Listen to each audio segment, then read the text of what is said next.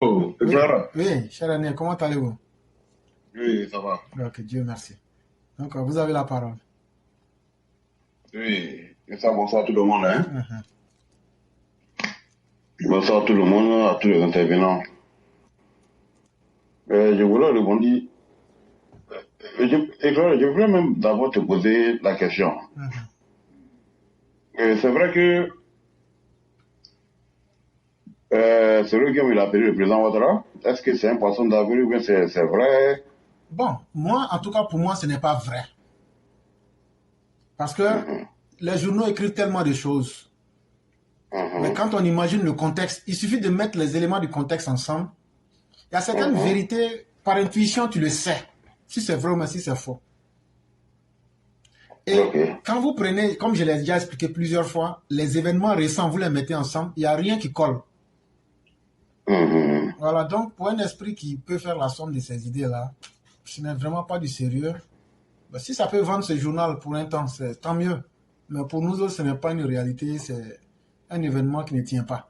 Mais en même temps aussi, bon, si, comme je l'ai dit, ce n'est pas vrai, mais si d'aventure ça mhm. devrait être vrai, je crois que chacun sera suffisamment responsable et assumer les conséquences. Et chacun va se déterminer. Mais pour moi, ce n'est vraiment pas du tout vrai. Mais si le président Ouattara ne veut pas perdre, en tout cas, les trois quarts de ses militants, il ne faudrait pas que le problème Soro s'amuse avec ça. Lui-même, là, ça le dépasse. Parce que toute, toute activité humaine, quand vous évoluez là, il faut se dire la vérité. C'est un domaine aujourd'hui qui dépasse le président Ouattara. Peut-être que c'est vrai. La situation donne l'attitude, l'impression que c'est lui qui est le premier concerné. Mais il n'est pas le premier concerné. Parce que Soro a insulté tout le Nord. Et pas moins d'une fois. Et ça, il faut être un indigne pour lui pardonner cela. On ne peut pas avoir mené un combat comme la rébellion. Et toi, tu vas venir aujourd'hui renverser la veste. Et toutes ces vies qui sont tombées là, comment tu justifies ça? Si le combat était faux, mais pourquoi vous avez blagué les enfants des gens? Si tu savais que Laurent Gbagbo était ton père, pourquoi tu n'as pas mis les mesures en place pour que les gens ne meurent pas? Voilà autant de questions qu'il faut se poser. Mais comme nous ne sommes pas dupes, et comme nous savons que c'est des gens qui sont dans la manipulation perpétuelle, ils sont toujours dans leur même manipulation. Et donc pour nous, ça ne peut pas être vrai. Bon, si je pose la question parce que c'est venu d'un journal euh, qui serait le continent ou bien l'intelligent, quelque chose. En tout cas, pas un journal local, un journal international. C'est le même journal qui était la lettre du continent, je pense. Ok, Et qui a c'est dit eux, si je ne cela. m'abuse, c'est eux qui avaient aussi menti sur le président Ouattara, qu'il avait un budget de 3000 milliards. Effectivement. Voilà. Et donc, c'est ce que je dis. Quand tu prends les événements, que tu les mets ensemble, si déjà ce journal a pu mentir de par le passé, qu'est-ce qui prouve que ce qu'ils ont dit est vrai? Ça, c'est une première question. Deuxièmement, est-ce que c'est pas un poisson d'avril? Troisièmement, venons-en au fait. L'attaque qui s'est faite à la frontière, c'était le 27. Et on nous dit le 29, il a appelé au soir et le 30 au matin. Mais est-ce que c'est pas parce que leurs attaques ont échoué qu'il s'est trouvé dans l'obligation d'appeler? Est-ce que si les attaques avaient marché, il aurait appelé? Je ne crois pas. Est-ce qu'il a appelé parce que il a fait vraiment avec une liberté sans contrainte? Il y a toujours, même si c'était vrai, ce n'est pas vrai, mais même si c'était vrai, il y a toujours des non-dits. Il faut être vraiment un idiot, un dupe pour entrer dans ce jeu-là. Et c'est ce que moi, en tout cas, j'essaie d'expliquer aux uns aux autres, de ne pas se laisser dans cette forfaiture-là. Ok. Euh, Quand quelque chose, ça s'est passé, même s'il y a 24 heures, il y a même quelques heures, comme l'information aujourd'hui avec la nouvelle technologie, l'information passe tellement si vite comme le vent. C'est pourquoi nous parlons toujours ouais, que tous ces ministres, surtout le ministre de la Communication, il a une page quand même Facebook officielle. Et là, il y a des vidéomans RHDP qui ont commencé à faire les vidéos, les gens ont commencé à commenter. Et jusqu'à présent, le gouvernement, comme à son habitude, n'a pas fait de démenti ou alors confirmé si oui ou non Cyril Guillaume a eu des contacts téléphoniques avec le président. Parce qu'il ne faut pas laisser les choses aller, prendre de l'ampleur, et puis venir sortir maintenant faire un communiqué. Nous avons, c'est même pas l'impression. Nous ne comprenons pas pourquoi le ministère de l'Information et de la Nouvelle Technologie ne réagit pas à certaines informations lorsque ça prend de l'ampleur. Si c'est vrai, le ministre de la Communication, ok. Cyril Guillaume a eu des contacts avec le président Ouattara. Alors si ce n'est pas vrai, il peut aussi dire, sortir, faire des communiqués. Ça ne coûte rien tout ça. Parce qu'aujourd'hui, il y a beaucoup de gens qui sont fâchés par rapport à cette publication venant d'un journal à caractère international. Les gens sont dans la confusion. Les gens ne comprennent pas. Les gens sont assis sur les informations. Et comme toi-même tu le disais la fois passée, qu'il y a des responsables, même quand tu les appelles pour demander quelque chose, ils te disent carrément que non, nous on n'était pas au courant, qu'on a pris ça sur les réseaux sociaux. Et si les réseaux sociaux sont devenus une force aujourd'hui, le ministère de la Communication doit faire avec. Il ne faut pas laisser les choses prospérer et puis venir jouer au sapeur-pompier à la dernière minute. Voilà ce que les gens reprochent et continuent de reprocher au ministère de la Communication. Ça va durer pendant combien de temps?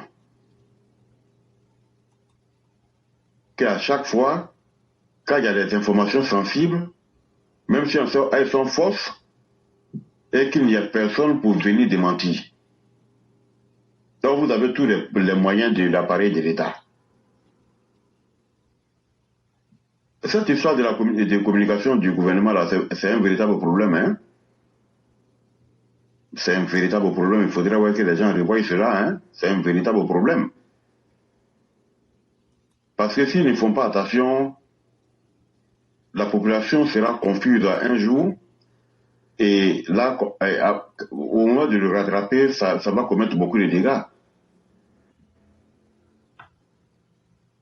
Parce que honnêtement, nous ne comprenons pas qu'est-ce qui ne va pas avec cette communication du gouvernement. Des gens s'en plaignent. Tout le monde en parle. Et personne n'est là pour rectifier le tir. Même le président de la jeunesse du RHDP, c'est vrai que il n'est pas au cœur des prises de décision, mais avec son élection, on peut considérer que quand même qu'il est dans le dispositif, de la communication, et que s'il y a des choses en tant que jeune qui commencent à prendre de l'ampleur, mais il peut passer par le canal. Le RHDP a une chaîne TV, RHDP TV. Il peut passer par là-bas et puis faire des communications. Parce que le RHDP TV, c'est la chaîne officielle du parti.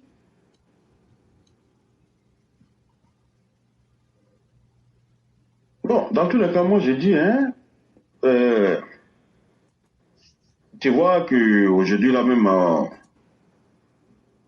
je parle avec un tempérament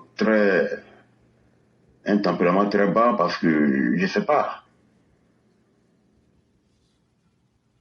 Et si en tout cas c'est vrai, bon moi je sais pas. Comment cela peut se passer dans la discrétion totale.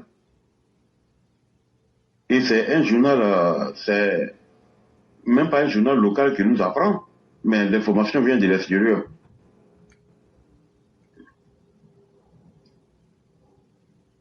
fait quand même presque 24 heures maintenant que cette information est en train de circuler.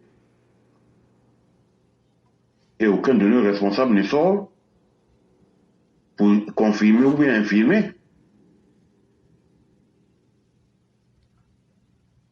Bon, voilà, aujourd'hui, c'est à cause de toutes ces choses-là que nous disons ouais, que les gens doivent faire très attention par rapport à certaines situations. Le frère Koulibaly parlait tout de suite du cas de Blé Goulé. Blé Goulé, aujourd'hui, il est au Cameroun. Blé Goulé, aujourd'hui, au Cameroun.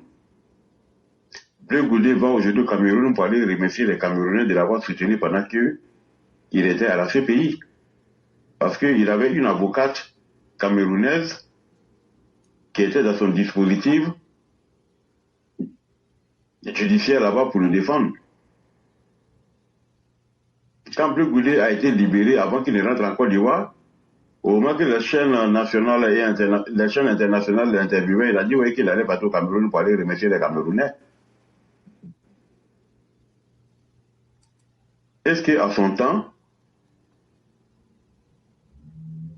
un militant RHDP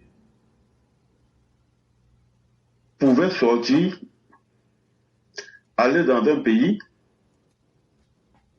qui passe à longueur de journée à vilipender, à diaboliser le régime de Gbagbo Laurent, sortir, aller dans ce pays-là et puis revenir en Côte d'Ivoire. Si on ne t'a pas assassiné. Avant que tu viennes, ils vont tuer tes parents d'abord. Voilà.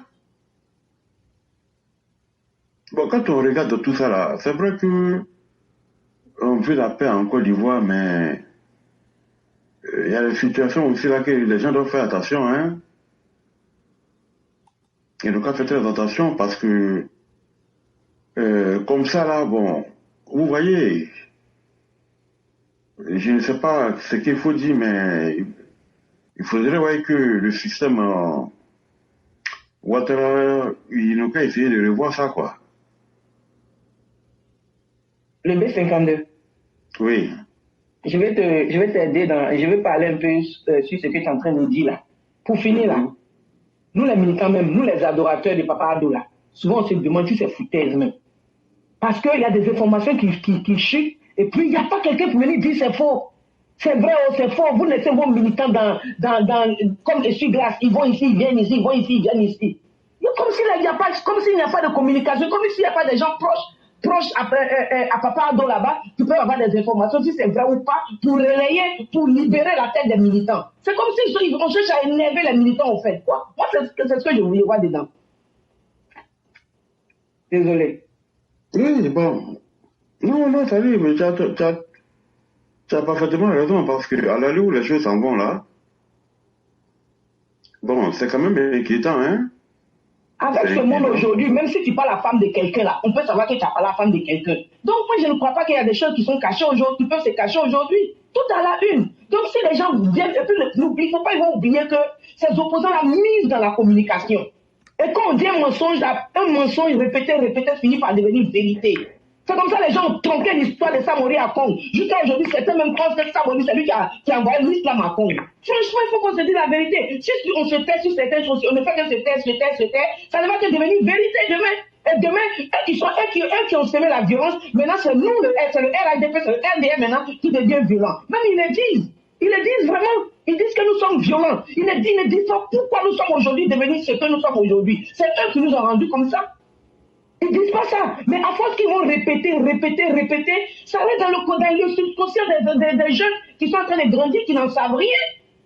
Et les parents ne font que répéter les mensonges aux enfants. Les enfants ne font que grandir avec ce mensonge. Mais à la fin, là où on va. Merci. Effectivement, si tout le monde s'était, tout le monde est rassasié, les gens pensent ouais, qu'ils sont arrivés. Et c'est ce que moi je leur dis qu'il ne faudrait pas ouais, que ils vont penser ouais, qu'après le président Ouattara, que c'est eux qui seront là systématiquement, qui vont remplacer automatiquement le président Alassane Ouattara. C'est là l'erreur. C'est ce qu'ils croient. Voilà pourquoi ils demandent à ce qu'ils ne se présentent pas. Tu as entendu, excuse-moi, B52, tu as entendu Saleh Tchemouko dire que non, c'est la fin d'un cycle, c'est fini, donc voilà. Ils sont convaincus de ça, quoi. Mais bon, je pense que c'est l'heure, hein. Oui, mais parce que le problème, c'est que, mon frère Koulibaly, on apprend tout en politique sauf le courage. Parce que les gens pensent que c'est le président Ouattara qui doit tout faire. Bravo pour ce que tu viens de dire. Et les gens pensent que c'est en politique, on vient apprendre la bravoure. Non. Parce qu'aujourd'hui, tout le monde est assis, ils sont tous assis là, et tant que le président Ouattara ne décide pas, tout le monde est assis, tout le monde le regarde. Non, moi je te donne un exemple. Le premier emploi que j'ai eu, c'était avec un de mes amis.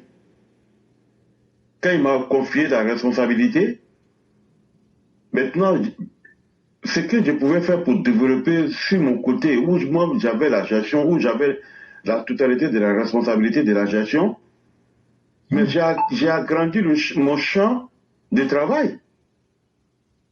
Quand j'ai fini de mettre en place ça, je viens l'informer. Et il ne faisait que me féliciter.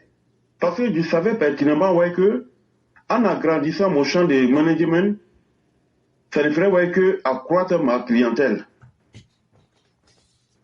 Ce qui faisait que ce que moi je pouvais faire, ben les autres ne pouvaient pas le faire. Parce qu'il a vu à moi que je prenais des responsabilités, mais qui avaient quand même quand même des caractères mesurés, mais ça partait toujours dans le bon sens de la compagnie. Est-ce que si aujourd'hui, comme je disais hier ou avant-hier, je m'adressais au président de la jeunesse du RHDP, qui est le président de la jeunesse RHDP nationale, on t'a donné un véhicule. C'est ton parti qui est au pouvoir. C'est ton président qui est le président, qui est le chef suprême des armées. Il y a eu des attaques dans le nord de la Côte d'Ivoire. Mais toi, en tant que le premier responsable de la jeunesse, mais qu'est-ce qui t'empêche de prendre le véhicule, aller sur les lieux, féliciter les soldats, avec les militants que tu pourras rassembler sur place, faire une vidéo sur place, même si c'est 2 sacs de riz, donner ça au nom du chef de l'État, et puis redescendre à Abidjan. C'est quel responsable des partis politiques qui va lui le sanctionner parce qu'il a fait ça? Parce que quand plus tu surprends les gens avec de bonnes actions, plus tu as de la considération aux yeux de tes responsables, et ils ont encore plus le courage de te confier d'autres opportunités, d'autres travail. Mais non. Le B52. Oui. Il faut qu'on se dise une vérité. Tout est lent au pays. Tout est lent. Les gens sont lents. Même dans les démarches, ils sont lents. Quand tu quittes ici et puis tu vas au pays, tu as toujours des problèmes avec les gens. Parce que tout est lent. C'est la même information est lent. Tout est lent. Il n'y a pas si vous comprenez un peu ce que j'ai dit. Eux là, ils se précipitent jamais. Ils sont toujours lents. Même aujourd'hui, même si tu as un magasin, que tu dis à la personne de t'appeler chaque jour pour te faire la gestion de la situation, c'est toi qui vas l'appeler pour lui demander. Tu as oublié de m'appeler, mais on va où? Mais la communication aujourd'hui, on dit, il y a, comme tu as dit là, les jeunes, comment on appelle ça, la jeunesse du RIDP là, eux-mêmes aussi ne peuvent pas relayer des informations. On dit à des gens qu'on a nommés, on ne voit rien. Tout, rien ne se passe. La communication, pourquoi on va mentir? Les gens nous battent dans la communication. Parce que petit truc net, les mensonges là, ils propagandent ça, ça fait que tout le monde entier même sait qu'ils sont en train de parler. Mais le RHDP, on est où? Et puis toujours, c'est nous, on vient pour défendre. Nous, on est toujours en perpétuelle défense. On ne peut même pas précipiter quand les gars commencent, il faut les anéantir avec les mensonges. Mais non. Mais regarde ce qu'André Silver qu'on a vient de dire, c'est que le Cléra est posté sur ça. Mais c'est quoi ça? Mais on n'a rien entendu de là. Qui est venu ici pour dire quoi que ce soit? Si Saïd Penda n'avait pas parlé, qui a dit quoi? Moi, en tout cas, je n'en ai pas entendu. Il faut qu'on se dise la vérité. C'est la communication aujourd'hui qui fait le monde. C'est la vérité. C'est la communication aujourd'hui qui fait le monde. Est-ce que vous ne pensez pas que le RHDP, le gouvernement du président Ouattara, eux-mêmes, là, ça les arrange comme ça? Est-ce que vous ne voyez pas ça un peu sous ce prisme-là pour dire que, mais si moi j'ai une plaie, par exemple, sur mon pied, et que la plaie pue, mais que c'est vous qui êtes à côté qui ressentez la douleur, est-ce qu'à un certain moment, c'est pas que vous n'avez rien d'autre à faire? Parce que moi qui ai la plaie, qui est censé avoir la douleur, si moi je ne me plains pas, est-ce que moi, cette histoire de communication du RHDP, moi je leur dis en face, que ce soit le gouvernement Ouattara, vous êtes des nuls en communication.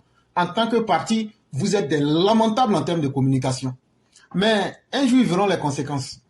Moi, j'ai fini par comprendre que ces gens-là axent notre sensibilisation sur la population. Pour que la population comprenne où est-ce que les événements vont et qu'est-ce qu'il faut faire. Sinon, ce gouvernement et ce parti-là, il y a trop de non-dits. En fait, les gens sont nommés par copinage.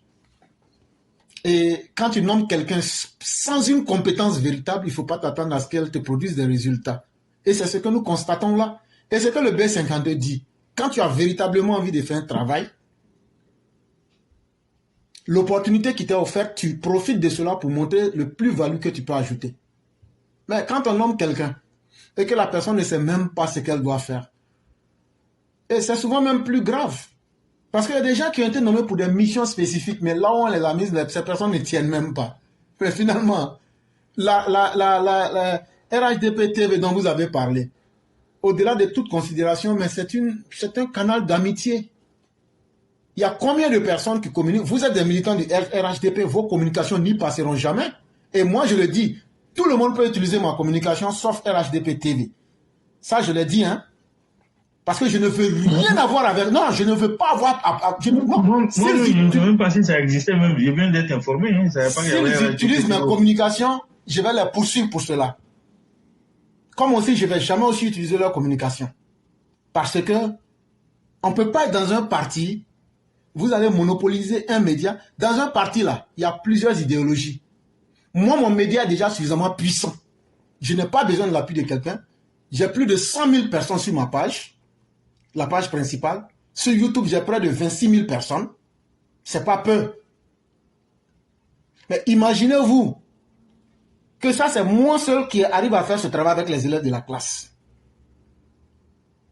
Mais je ne parle pas forcément de nous parce que nous, on n'a pas besoin de ça pour vivre ou faire quoi que ce soit. Mais comment on fait pour informer véritablement nos militants et nos parents? C'est ça la vraie question. Par rapport aux enjeux du monde qui sont là aujourd'hui. Et il y a tellement de manipulations aujourd'hui. Le drame, chaque bénédiction vient avec un drame. Aujourd'hui, le fait qu'on a facilement accès à l'information, ça vient aussi avec les mécanismes de la désinformation. Mais non, eux, ils sont toujours tranquilles, ils ont toujours le cœur tranquille. Comme si eux, avant leur pouvoir, on n'avait pas vu de pouvoir. Avant vous, votre pouvoir, là, il y avait FPI, on a vu beaucoup de personnes avant vous. Mais quand les conséquences vont vous rattraper, c'est là qu'on va vomir sur vous. On vous dit, vous avez les moyens de l'État. Utilisez ces moyens-là pour prouver que vraiment, mais chaque fois, c'est eux qui doivent... Et même quand on leur donne les éléments de langage, ils ne savent même pas se défendre. Et Mamadou, c'est comme ça qu'on tombe sur les événements. Quand Mamadou a trompé les gens avec... Mamadou Koulibaly a trompé les gens avec l'histoire du pétrole, c'est moi qui j'étais obligé de sortir ici pour venir mettre les choses au point. Hier, c'est Saïd Penda qui est sorti pour venir... Mais moi-même, finalement, je me dis quoi? Je ne suis pas là pour me battre pour eux. Moi, je l'ai dit, c'est le président Ouattara que moi, je défends. Et ça, je ne cache à personne. Si le RHDP veut, il peut aller en enfer. Ça ne m'intéresse point. Moi, c'est le président Ouattara que je défends. Et le reste, je m'en tape. Et je n'attends pas de salaire de quiconque. Et je ne vais jamais aussi me mettre dans les amitiés avec quiconque.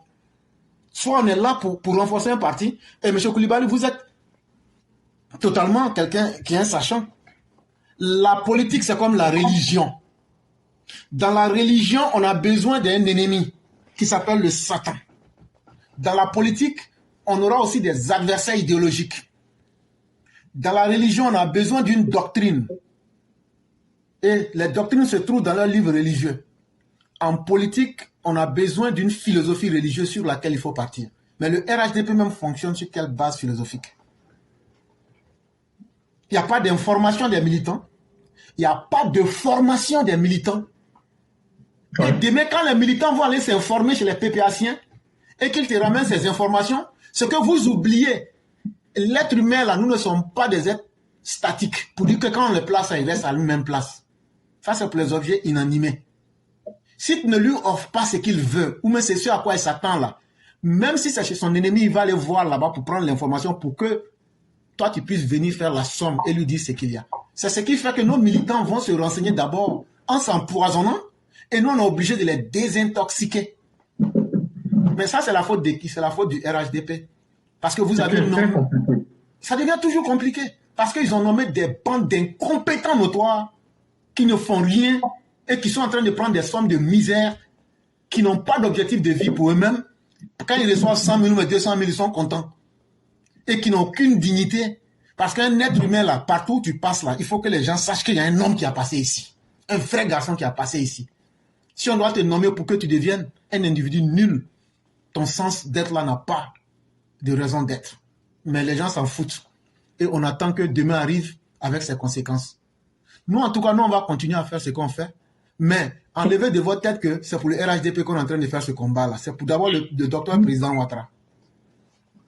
D'accord. Je disais que, franchement, cette histoire-là, mon frère Koulibaly, excuse-moi, hein, tu avais pris la parole, excuse-moi. Hein. Non, c'est normal, tu as parlé longuement, donc c'est ton tour de parole, vas-y. Oui. Donc, je disais que, vous voyez, si la jeunesse du RHDP ne se met pas dans le bain, parce que, comme je le disais, il y a des actions que toi-même tu peux entreprendre, et puis après, tes responsables vont le constater.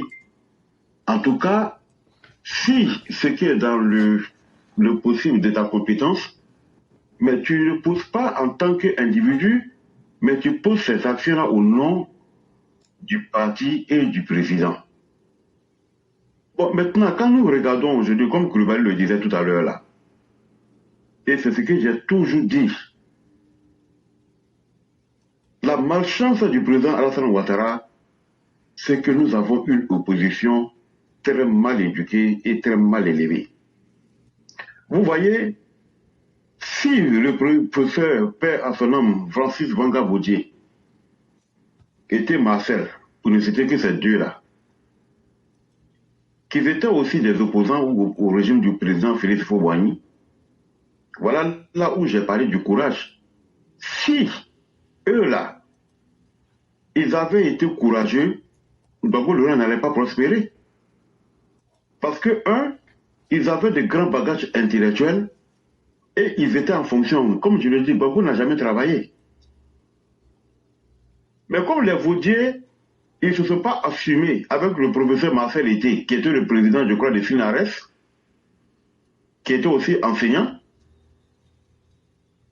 Mais ils ne se sont pas assumés. Et des éminents professeurs à l'université à son temps, s'ils avaient pris le dessus sur le visionnaire de Gbagbo Laurent, au lieu de boycotter les élections de 90, voilà où Gbagbo Laurent les a tous dribblés, et puis ça a affirmé comme un opposant principal. Sinon, si le Vanga Baudier ou Marcel s'était présenté comme contre Houphouët, je pensais qu'on allait avoir une opposition responsable. Parce qu'il ne suffit pas d'avoir une opposition, mais il faudrait que les gens soient responsables dans leurs actes. Des personnes qui réfléchissent, qui ne cassent pas pour un oui ou pour un non, qui ne manipulent pas la population pour un oui ou pour un non. Si nous félicitons aujourd'hui la démocratie sénégalaise, mais c'est parce que là-bas, il y a eu des intellectuels, des gens qui sont partis à l'école, qui ont eu un grand bagage intellectuel, qui ont participé au gouvernement, même étant dans l'opposition, et qui ont parti campagne d'une manière saine, qui sont partis aux urnes, qui n'ont jamais boycotté. La Côte d'Ivoire n'a pas eu cette chance-là. Et on n'a pas encore eu cette chance parce que, regardez aujourd'hui, quand Gbagbo est rentré en 90 avec le bruit en Côte d'Ivoire, c'est ce même bruit-là qui est là aujourd'hui. Quand le régime du président Houphouët a fini de former des intellectuels, ceux qui étaient à l'université, qui ont voulu coûte que coûte et ils soient les syndicalistes des étudiants, la FESI, mais depuis qu'ils ont mis ça de FESI là, tous ceux qui sont sortis de la FESI là, quel est cet intellectuel qui est sorti de l'université au temps de la FESI à aujourd'hui, qui est productif en Côte d'Ivoire? Il n'y en a pas. Maintenant, où nous allons avoir un peu de chance, alors depuis 2011 jusqu'à maintenant, les élèves qui sont rentrés à l'université, qui sont conscients, et dans les grandes écoles telles que les polytechniques de Yamoussoukro, c'est ceux-là aujourd'hui que nous pourrons peut-être, on pourra compter sur ces personnes-là, qui ont des bagages intellectuels, qui ont eu quand même à travailler dans un environnement paisible, qui ont eu à travailler dans des conditions meilleures, parce que la volonté du président Alassane Ouattara, quand même depuis qu'il est là, la FESI continue ses bêtises, mais ce sont les bêtises aujourd'hui qui ne vont pas entacher l'éducation sur le plan national. L'université n'est plus une zone de guerre où les étudiants vont s'entrecouper avec les machettes. Mais si aujourd'hui nous devons regarder les Bleus Goudé, sur le Guillaume, être les pièces maîtresses de la scène politique, et aucun journaliste n'en parle. Nous connaissons RFI, pour ne pas dire la presse française, qui souffre le chaud et en même temps le froid. Et ils étaient les premiers d'abord à faire les interviews de Blé Goudé depuis qu'il était en Europe. Et quand Blé Goudé rentre en Côte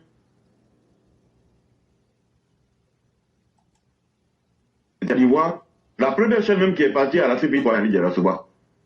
Blé Goudé rentre en Côte d'Ivoire, toutes les chaînes de la télévision, comme si c'était du buzz. Chacun voulait l'avoir sur son plateau.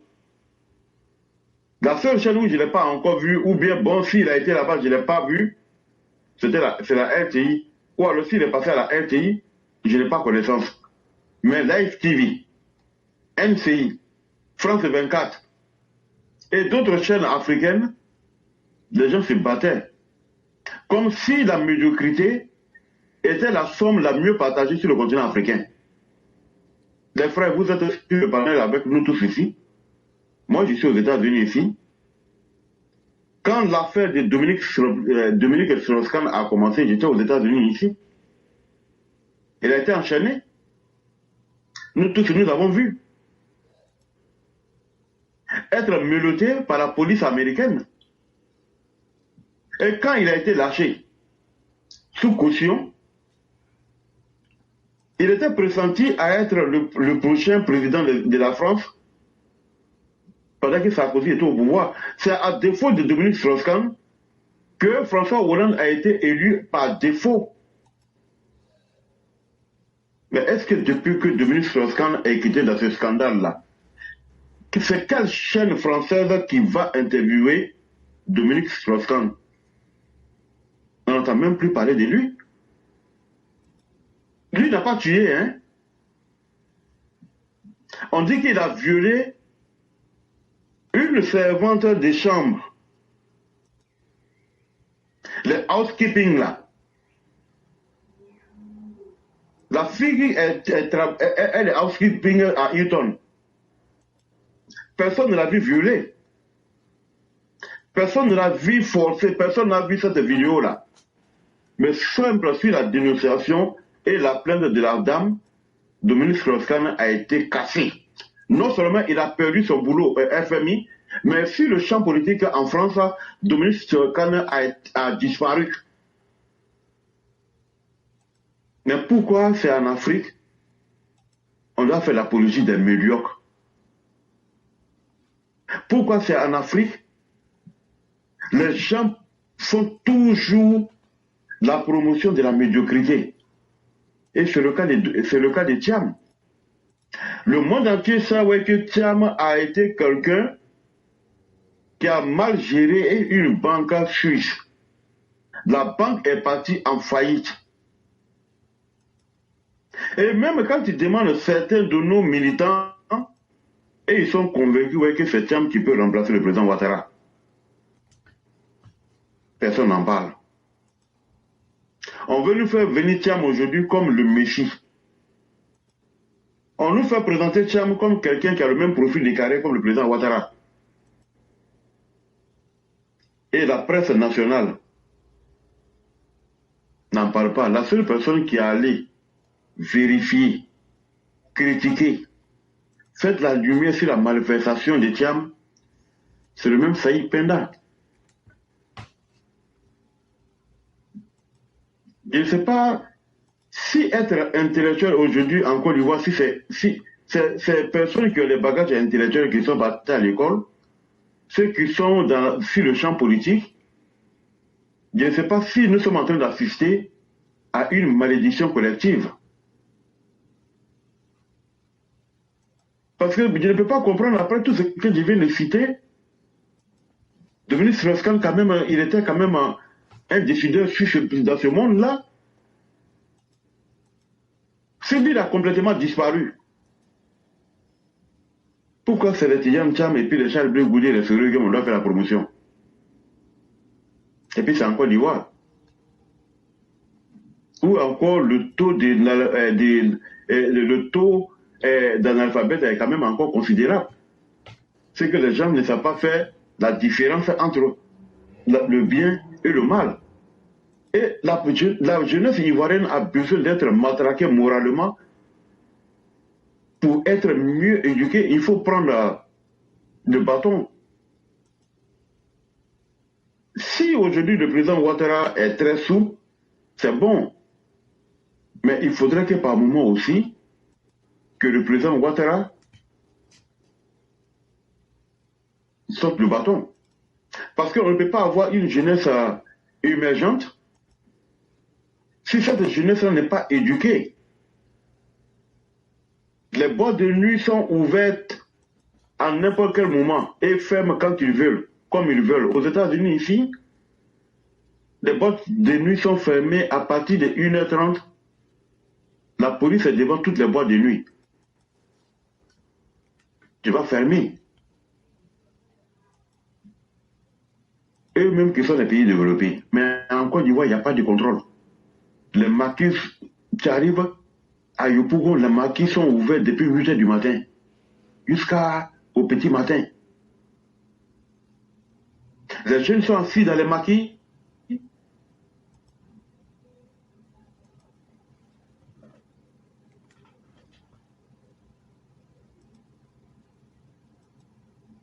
Là-bas, ils font le show et personne n'est inquiet où ils enlèvent cet argent.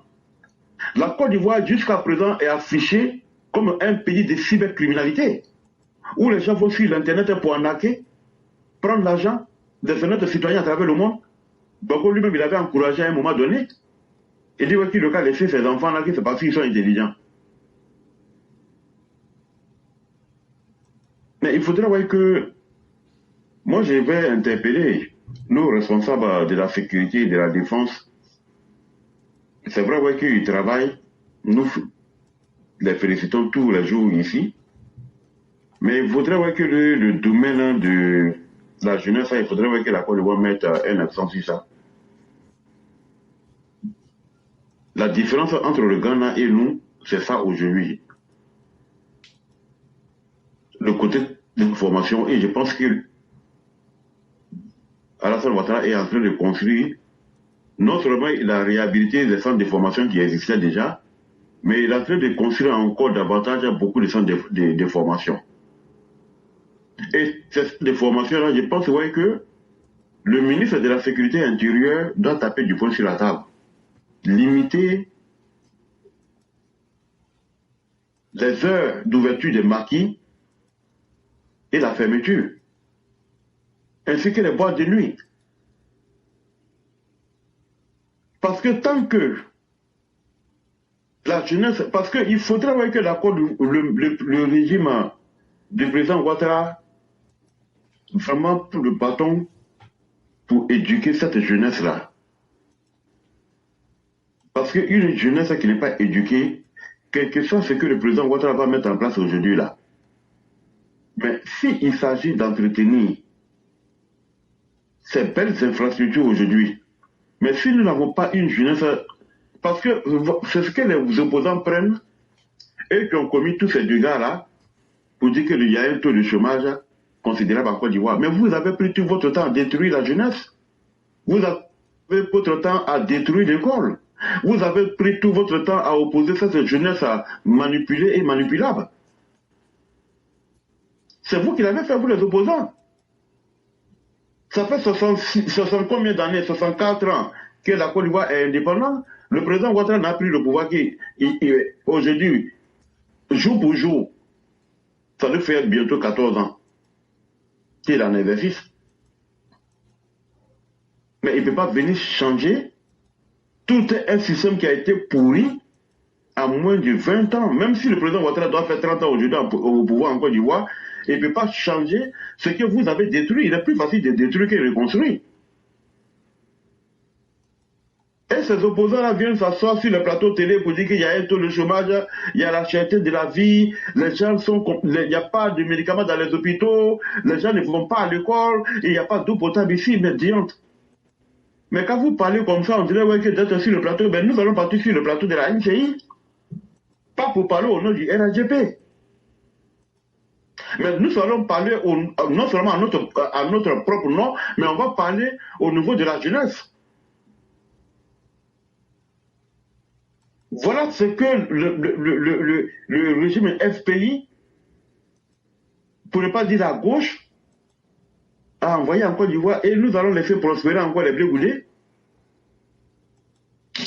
Pour ce royaume, chacun d'entre nous ici devrait s'inquiéter pour l'avenir de la Côte d'Ivoire.